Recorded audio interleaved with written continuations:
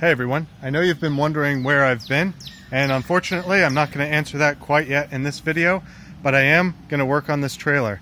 If you follow me on Facebook, you might have seen the post about this trailer that I picked up a couple of weeks ago, and it needs to have some of these D-rings welded on the back. I already have one in place. There are two up here, but there are none in the back. The reason why I have to do this is because the county is getting ready to give me a ticket for every one of these vehicles. And it's about to storm, so I need to move quick.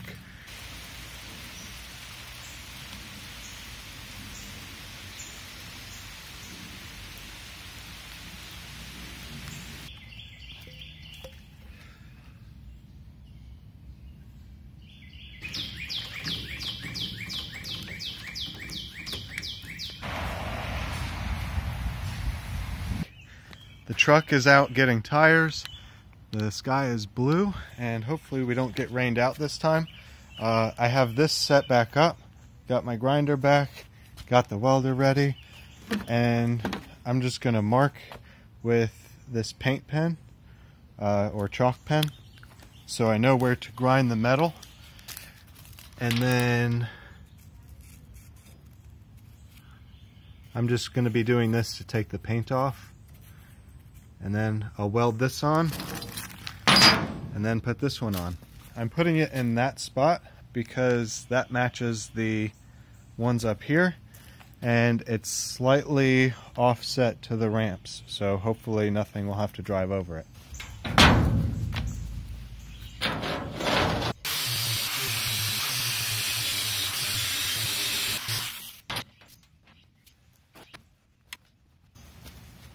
Turns out our extension cord is a bit loose, so I got to figure this out and then we can start welding.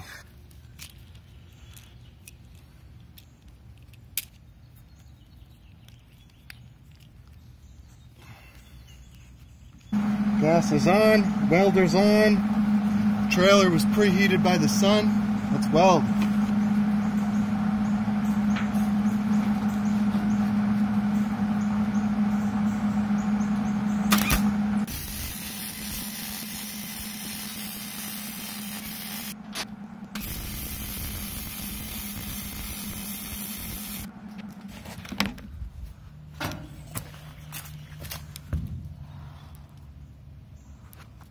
That should do it.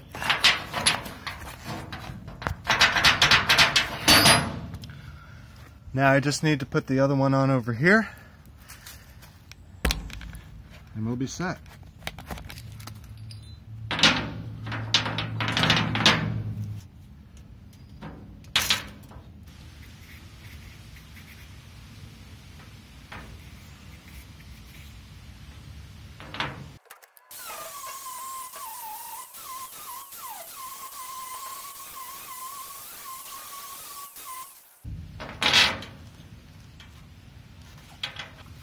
Don't forget to put this underneath.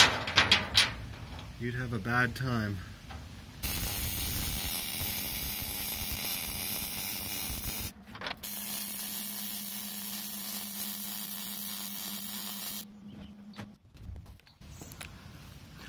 Pretty nice, I think. Those should hold up pretty well. This side too. Whoa, it's still hot. In case you're wondering, I also ground a little bit off of under here for to put the ground for the welder. I just thought that would be easiest. And this is a Hobart Handler 190. Put it on.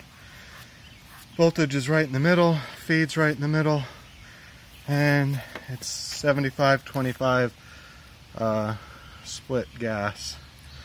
Turn that off before I forget. Last thing, have to let these cool down, then I can paint them, repaint that spot as well, and then once I get the truck back from the tire shop, I'll have to pick one of these to go on the trailer. So probably going to be this one, the classic Mercedes. I know you still probably have some questions as to where are they going, where have I been, but those answers will come in time. And yeah, stay tuned. Next thing, let these cool, and then I'll get them painted.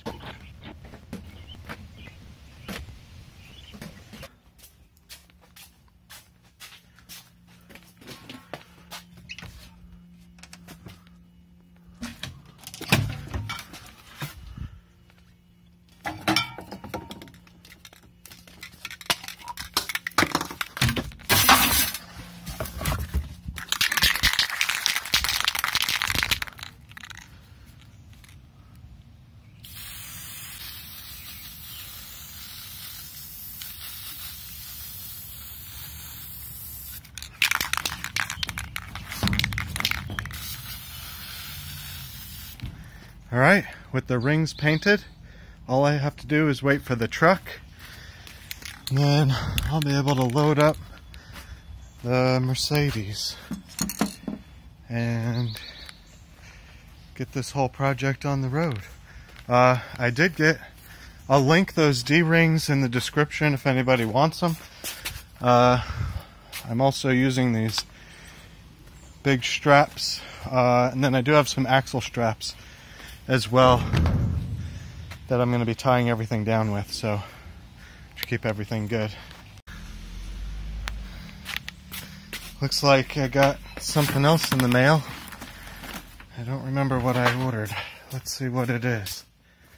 Also, if you guys like this kind of vlog style-ish type video, hit the thumbs up or give me a comment, or I don't know, buy a t-shirt. I'll link those in the description as well. Let's see. Oh, cool. So, some assembly required, it looks like. These are wheel dollies that will be shown later on. So yeah, get excited for these. For now,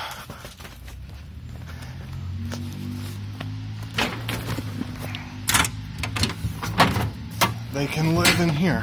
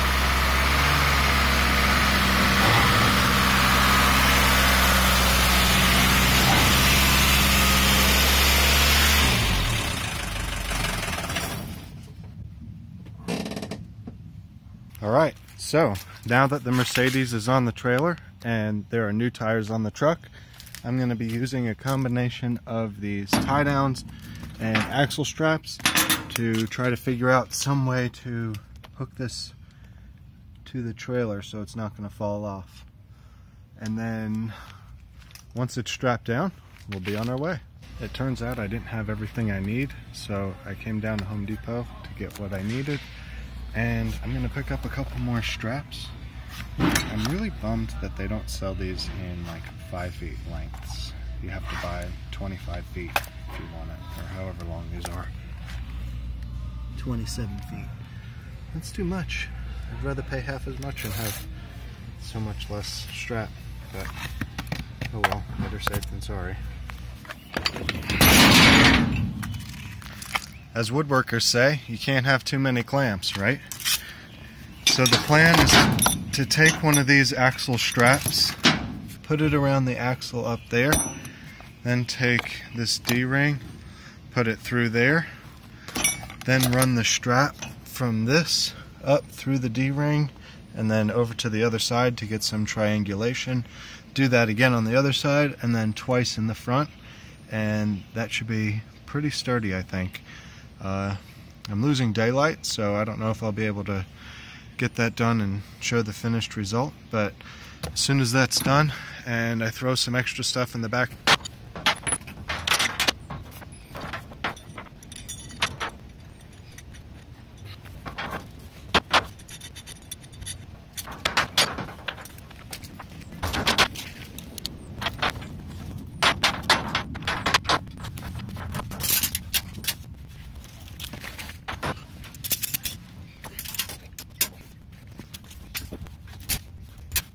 that should do it. This is going around that axle, flip through here, coming to this. Same thing on the other side. I don't really like these hitting each other in the middle, but I don't think that's going to be catastrophic. I might put a piece of cardboard or something between those. And now I just have to figure out what to do with the other 25 feet. It's extra early. Got the Jeep loaded up last night. I don't know what happened here, but I had to run down, pick up some new lights to put on. As soon as these are on, back on the road. Lights are hooked up, ready to hit the road. Well, just when I was making good time, blew a tire. So I guess it's going to be a longer day than I thought. Got a new tire, took the Jeep to get that tire. Turns out the brake light wire broke, so I do need to fix that too before I get back on the road. But I just need to get this tire on, then I'm going to go to the tire shop and get 3 more because the other 3 don't look very good either.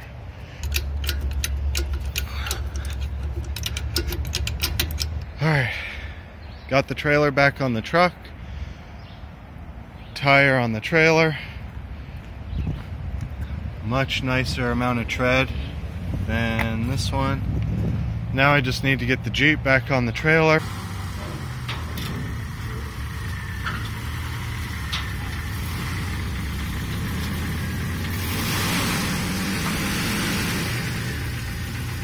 Fix the lights. This will have to do.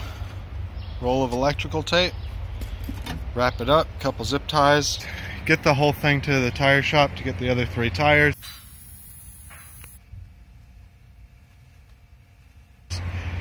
And we'll be on our way.